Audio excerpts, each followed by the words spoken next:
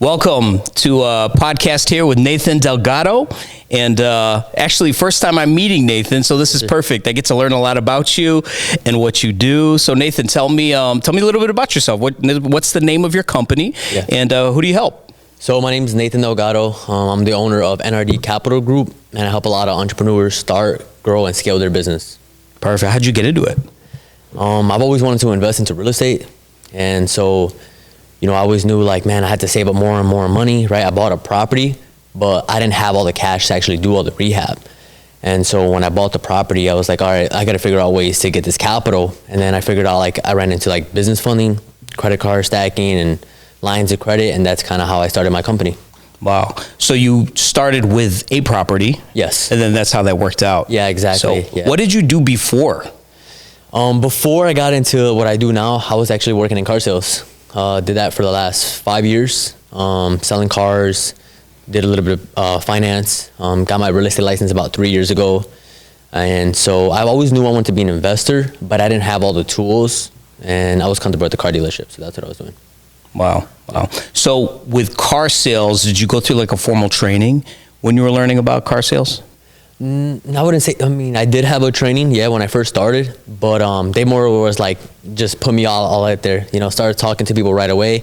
I never thought I was gonna get into sales though. Like, that was never the goal. Like, my whole thing was going into college for law enforcement. Wow. And then during COVID, that's when I got into car sales, just applying to a bunch of jobs in Indeed, and that's how I got the job. So you initially wanted to go into law enforcement. Yeah. It's a big change from law enforcement to going into sales, and then even into now business funding and real estate. Yep. Right? So your parents must have been happy you didn't get into law enforcement. You know what? Actually, no, they actually wanted me to. Oh, really? Yeah. So they always told me, like, man, why do you, when I became a car salesman, they're like, man, why didn't you just go to college, finish that off? Because I went to college for a semester, and then my second month in car sales, I hit my first 10K month at 18. And then that's when I was like, man, I'm gonna stick here. Yeah. Yeah. So, and then I didn't finish college. Yeah. I mean, that's the ongoing theme right now, right? Yeah. College, you really got to look at your return on investment, so to speak, when you go to college. And now with AI and getting the information. See, I always say this about school. I said this before. I didn't graduate college. I was always kind of like the black swan, if you want to call it that, of my family. I came from a very educated family. My father was a doctor. My grandfather was a doctor. I have family. Everyone went to college. But it's always like school teaches you what to think, but not how to think. Right, yeah. Right? So the real world will teach you how to think, especially if you're a business person or if you get into business for yourself. But it doesn't teach you.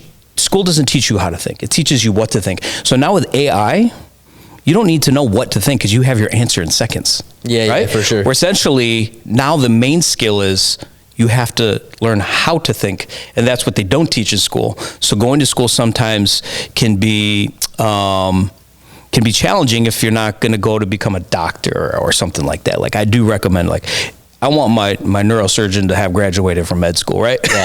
Yeah. I don't want him to be like, oh no, I learned this on YouTube. So I think there's a time and a place for it. But if you're going into business or something like that, even that's arguable. But I've met the most successful people I know in business, they don't have a degree in business. Right.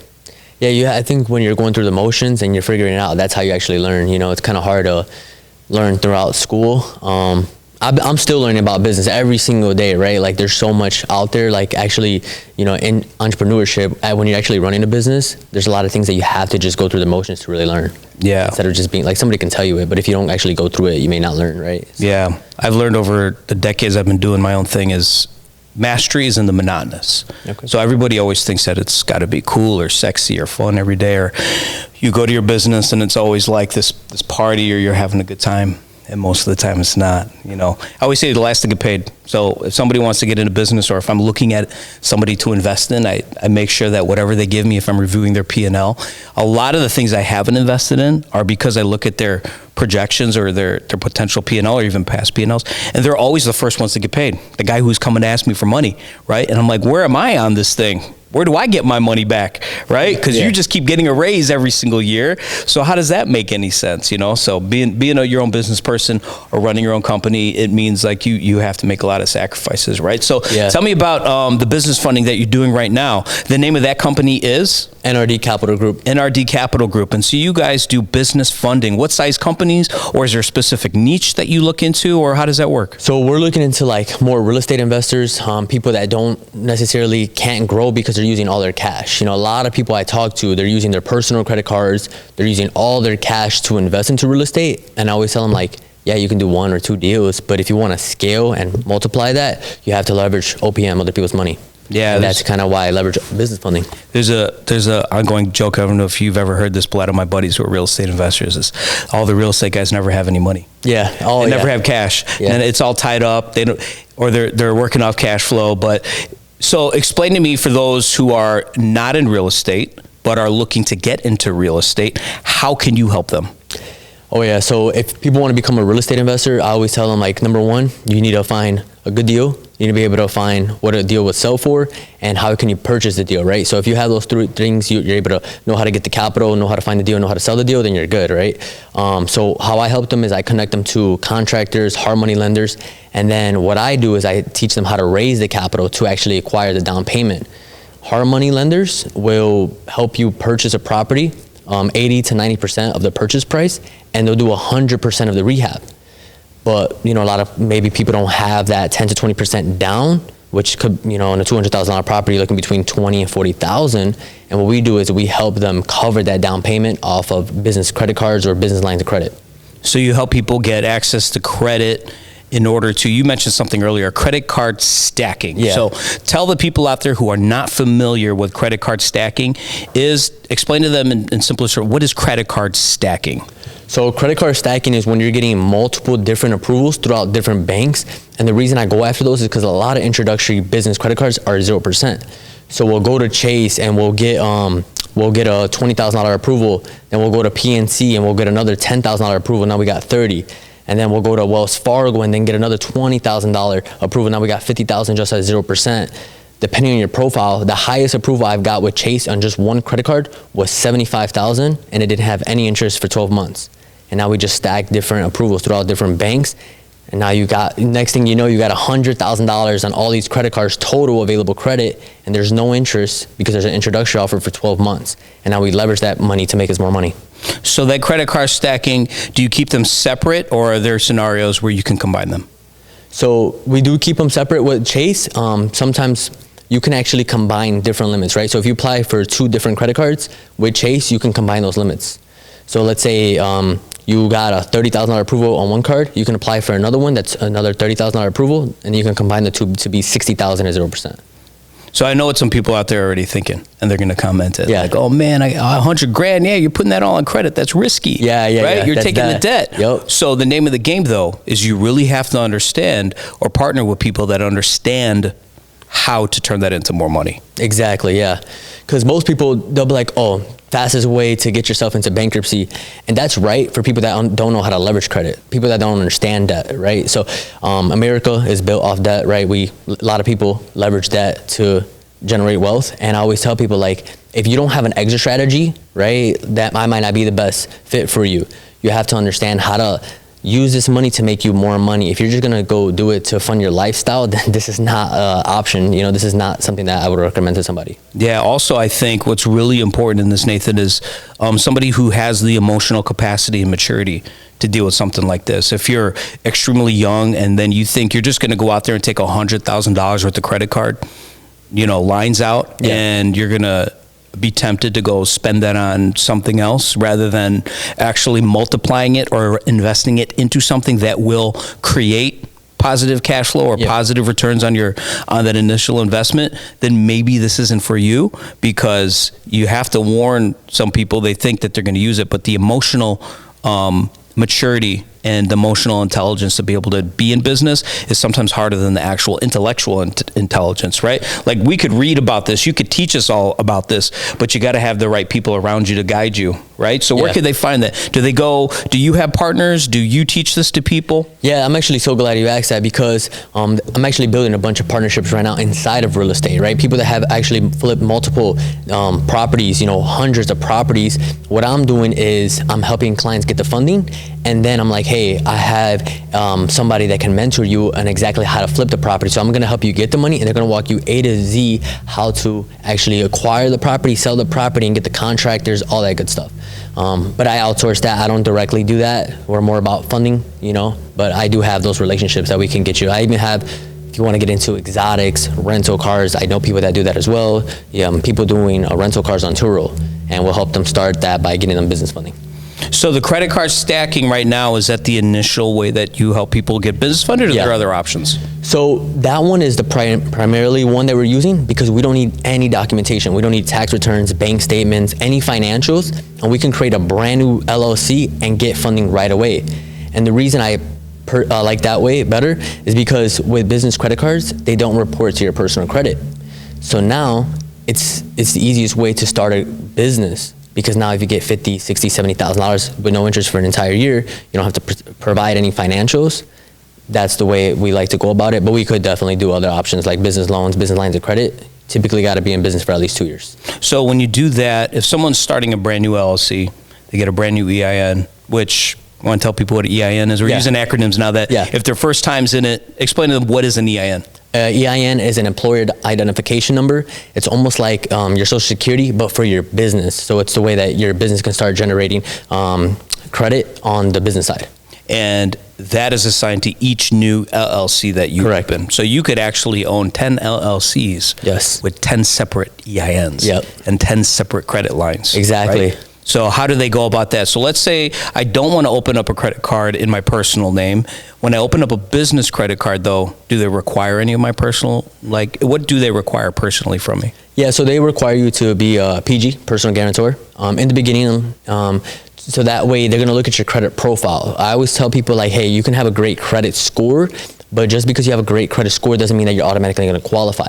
You have to have a good profile. What does that mean? Comparable credit. So if you have a 750, but you only have one credit card on your credit report, you're probably not going to be able to get business funding.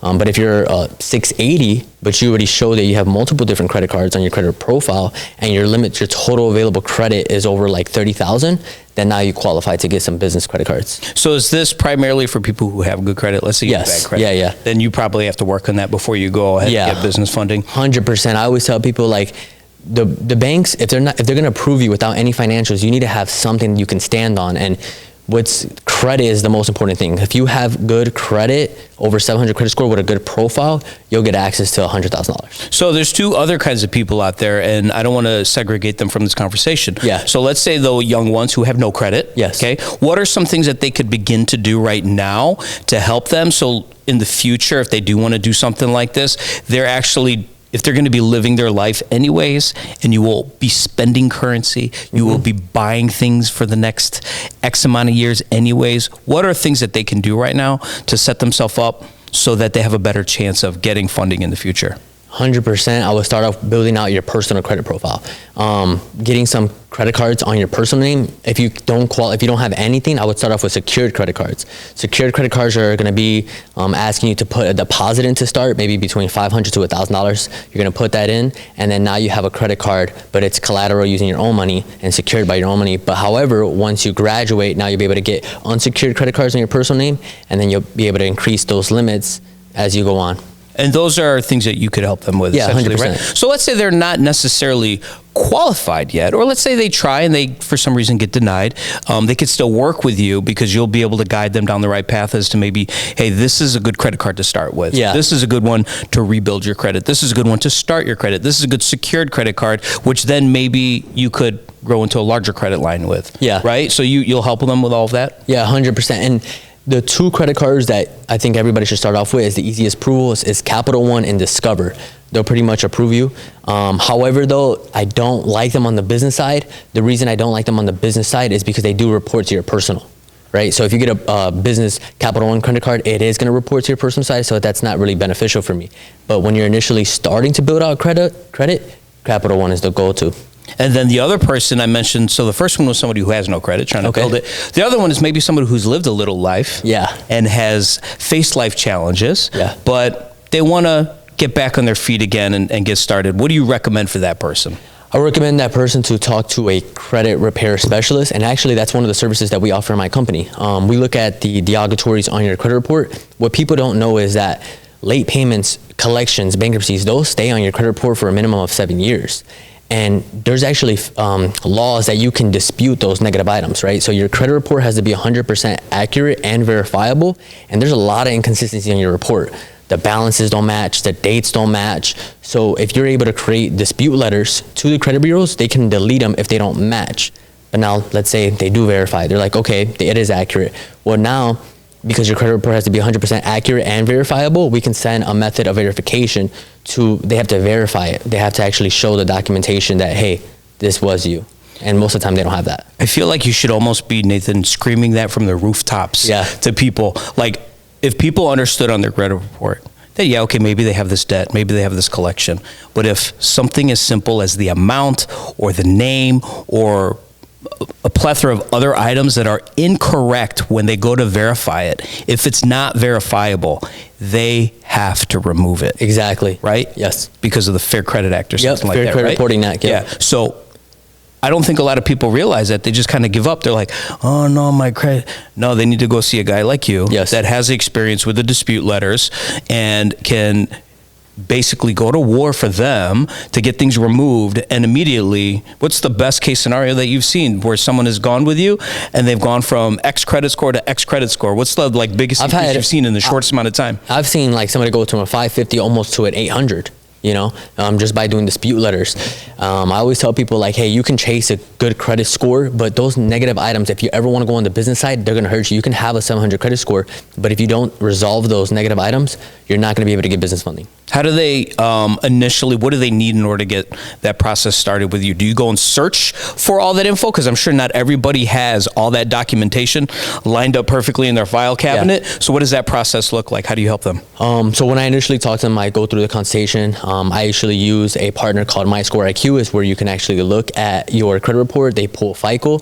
And once I send them the link, they'll be able to pull the report. We'll look at everything together, and then I can identify the negative items, and then we'll come up with a game plan. Hey, this is the dispute methods. This is the ballpark I'm thinking that it's going to take for the negative items to come off. I always tell people credit repair is not guaranteed, right? So there is a chance that things could come back verifiable, but we're going off probability. The probability is that they may not have that information. They may, but statistically they don't. So that's why they remove the negative items.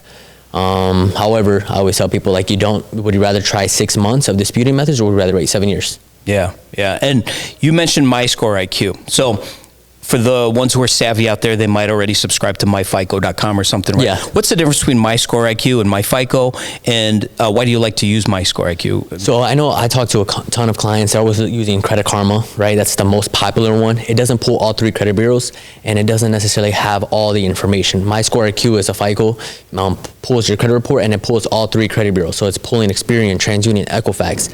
And that's why I always tell it's very necessary to pull all 3.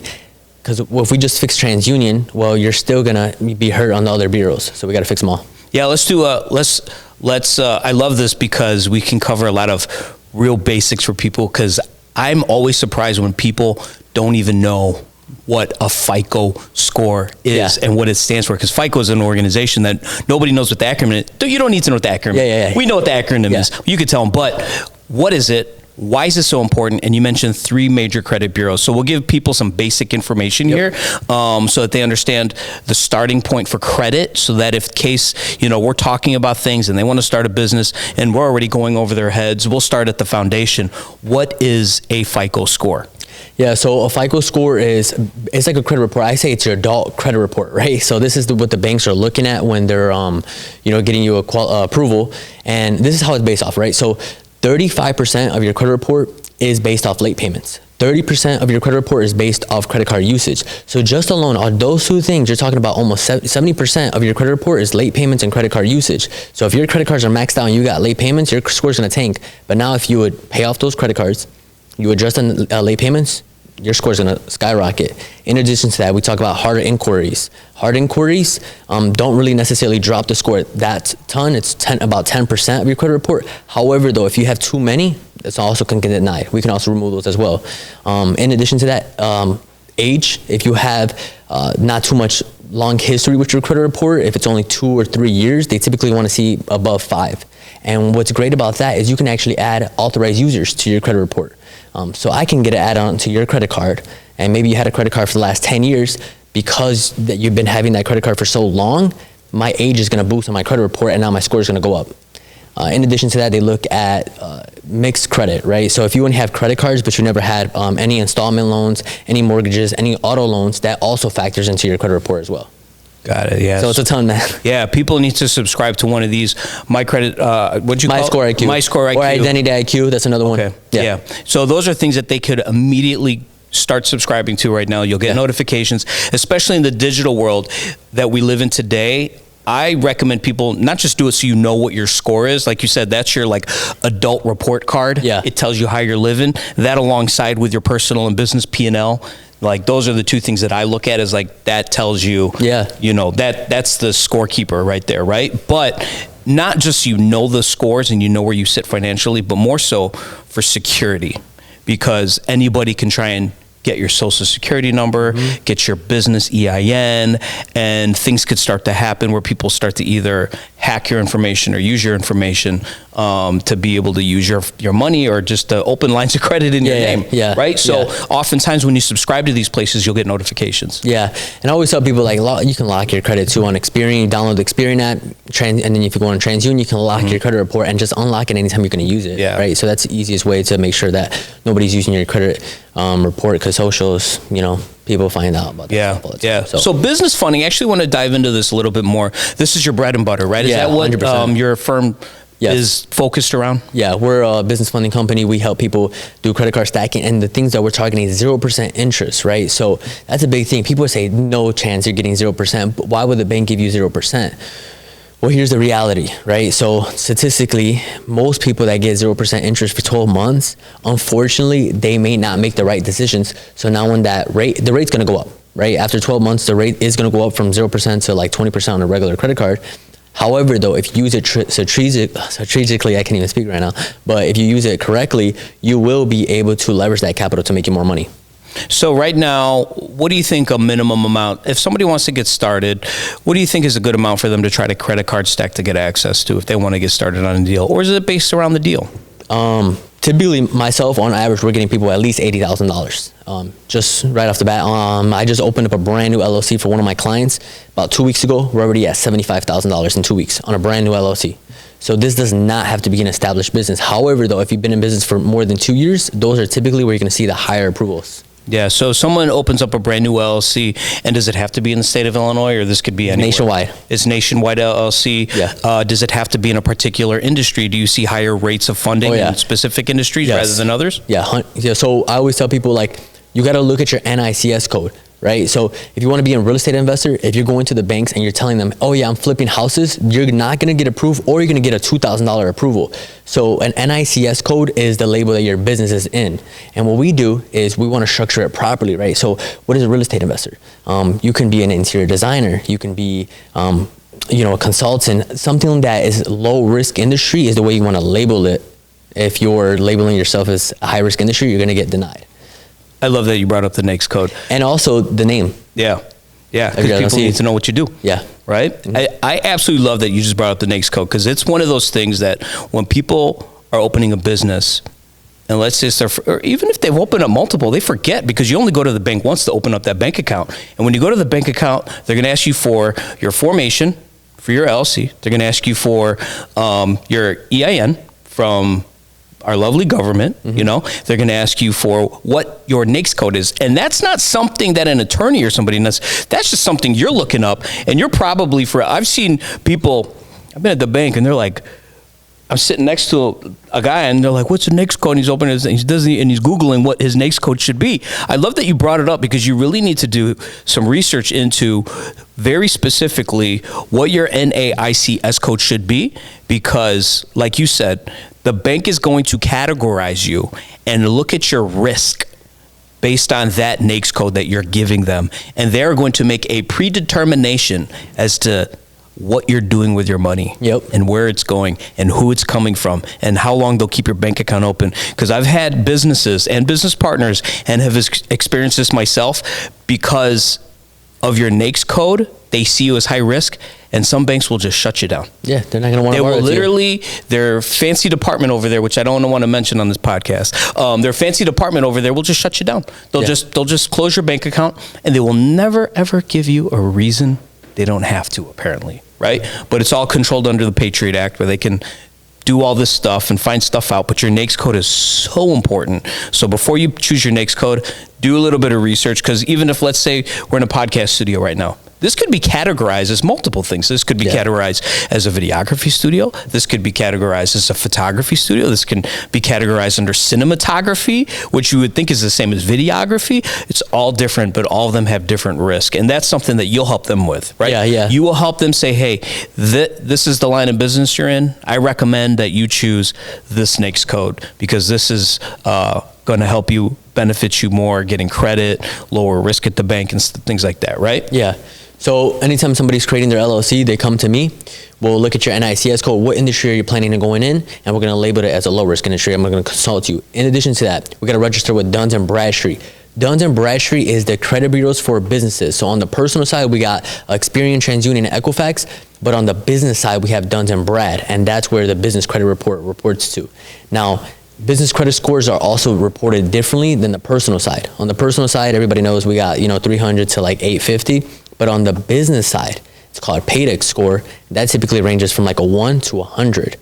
And I always tell people, like, if you want to start building that business credit, we can start off with like vendors, net 30s, or you can do the fastest route, which is being a personal guarantor on business credit cards to start building that business credit report. Yeah, Dun & Bradstreet, again, Nathan knows what he's talking about. He's bringing up all the right points right now. Yeah. The first company I ever started, Nathan, I have 7 kids.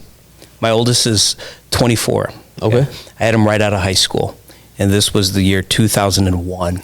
Okay, a long time ago, before really Google and the internet and that's stuff when I was like born. that. Oh man, don't make me feel old, Nathan. Man, you had to throw that in there, huh? Yeah. Man, that was when I was born. Oh, thanks for making me feel old. But I remember when I started my first company, I was a line cook at a restaurant, and I needed to make more money because I was 18. I was about to have a baby, right? I had nothing. I was a line cook. I was making making like $12 an hour, which to me was a lot at the time. This is 2001. That was a lot for a line cook. And I needed to make extra money, so on the weekends, I would help a friend of mine who had a CPR company, teach CPR, like resuscitation and stuff like that. And I saw how much he was charging, like $75 a head for each student. And he told me, he's like, hey, Paul, just go get certified through the American Heart as a trainer. Basically, once you're certified, I could add you to my classes, and now I could teach 12 more people or whatever it was, right? So that just meant he could make more money. Mm-hmm. But he was paying me the same, like 150 or whatever it was, just to sit there and check people in. Because I didn't know anything about it. I just went to get trained. You can get trained as a trainer, pretty simple, and you can learn the proper things. Long story short, he was doing doctors and things, so I said, hey, O'Neill, his name's O'Neill Clash, so if you're watching O'Neill, hit me up. I haven't seen you in a long time. So I told him, I was like, hey, I'm going to go after dentists and things like that. You're doing doctors and things. Let me go after dentists, because they need the same certification. Right. Every 2 years, a dentist needs what's called BLS, Basic Life Support. They need this card just to say they know how to use an AED and do CPR. Okay, so I remember I took $500, which was a lot of money to me back then because I didn't have a lot, and I went to the library.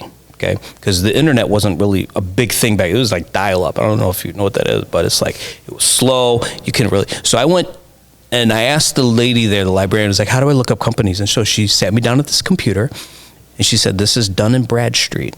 You could look up anything in criteria." So what I did was I found dentists that were within 5 miles of my home, so I didn't have to travel far, that did at least $2 million in sales, that had at least 10 employees, that specific criteria, and that's what Dun & Bradstreet can do. And it printed out in this thing called a dot matrix printer, with like holes on the side of the paper, and I would literally write down on postcards. This is when Vistaprint was first coming out, so they gave away these free postcards. So I would write down, hand wrote on all these postcards from Dun & Bradstreet, the name and address of all these dentists, of my offering them CPR services, that I'll go to them. Remember, I sent out 500 of them, and 1 responded, and then turned 1 into 2, and then turned 2 into 4, and 4 into 8, and 8 into 16.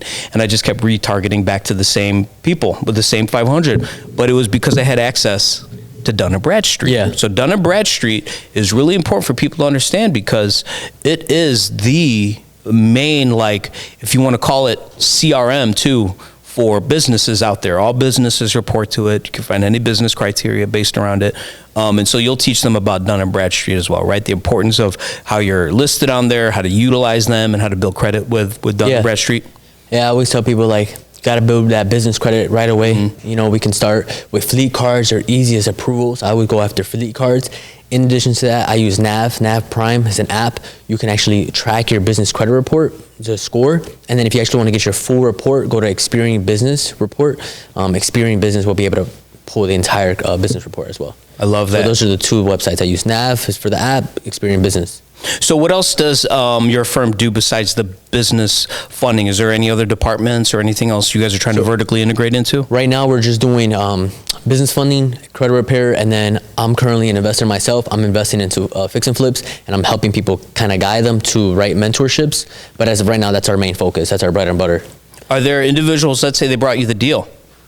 Do you do any of that? Like, since you're funding, but then you also want to be able to, you know, as your network grows, they're going to be clients of yours or even students of yours that might come to you and say, hey, I have a deal. Yeah. Is that something you're doing? 100%. I'm definitely open to that. I'm actually working with a ton of wholesalers as well, people that are looking to, you know, maybe partner up, right? So I am open to partnerships as well. I'll help them get the funding, and then maybe we can do a deal if you have a great deal. So when it comes to wholesaling, give us the basics of real estate wholesaling for somebody who basically doesn't know anything about it, but they've seen someone on the internet, you know. There's a great kid out there who does phone calls and things, and he's very entertaining. I love watching him get wholesale deals. But for those who are hungry, who want to make a difference, and they have internet connection, they have a cell phone. Yeah. Literally, that's all they need right now. Tell them a little bit about what wholesaling is and how they can get started in it. Yeah, so people that like to wholesale, they'll be able to find a deal that's a distressed property, and then they'll be able to connect that deal to a real estate investor. And they're the middleman, right? So they're not necessarily buying the deal or the owner. They're able to find a deal by contacting a bunch of owners that want to sell their property. Let's say they call the homeowner that is selling their property at 200, they negotiate it down to 130, but now they can resell the deal to an investor, maybe at a $10,000 to $20,000 markup. And that investor will still make money off that deal because that property is distressed. The investor is going to plan on, you know, rehabbing the property and flip it, and he may make a spread, but the wholesaler is just taking the initial cut in the beginning for finding a deal.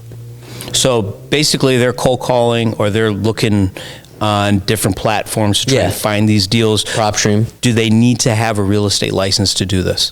If you're doing more than 2 years, I do tell people like to have a real estate license. If they're doing more than 2, otherwise you have to do a double contract on every deal.